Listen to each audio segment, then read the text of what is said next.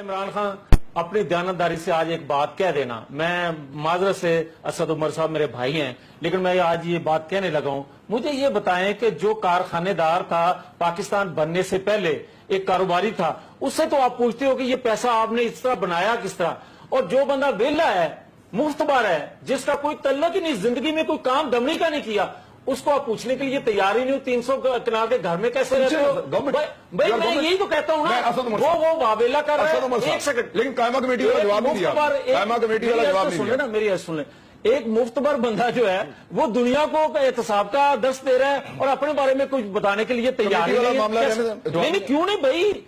میری بات سنیں، میٹنگز بھی ہوئی ہیں، اگر اسد عمر صاحب ایک سیکنڈ اسد عمر صاحب یہ فرما رہے ہیں تو میں ان کی بات پہ یقین کرتا ہوں، میں کہتا ہوں اگلے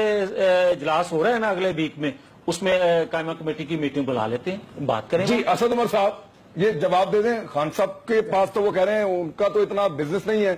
وہ پھر اتنا کیسے افورڈ کرتے ہیں؟ بڑی اچھی بات کی جی، میاں صاحب نے 2-3 باتیں بڑی اچھی کی۔ ایک تو وہ کہہ رہے ہیں کہ اجلاس ہوگا تو اس میں قائمہ کمیٹی کا بلا سکتے ہیں، میاں صاحب خود ایم این اے، ان کو پتا ہے کہ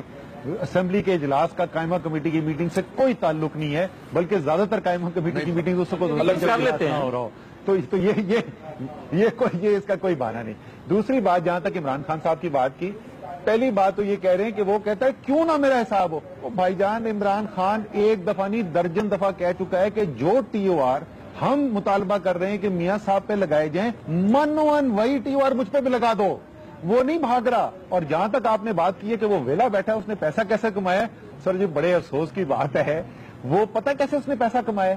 اس نے پیسہ کمایا ہے 20 سال 21 سال پاکستان کا گرین بلیزر پہن کے کرکٹ کھیلنے کی اور پاکستان کے لیے وہ نیک نامی کمانے کی جو پاکستان کی تاریخ میں بہت کم لوگوں نے کہا ہے۔ لیکن اگر آپ کو شک ہے تو میاں صاحب یہ آپ کا استحقاق صرف نہیں ہے، یہ آپ کی ذمہ داری ہے، آپ کو پاکستان کے عوام نے حکومت کا منصب دیا ہے۔ اگر عمران خان نے، اسد عمر نے کوئی چوری کی ہے، اگر کوئی غلط پیسہ بنایا ہے، یہ آپ کی ذمہ داری ہے کہ آ کے ہمیں پکڑیں، ٹی وی ٹاک شو پہ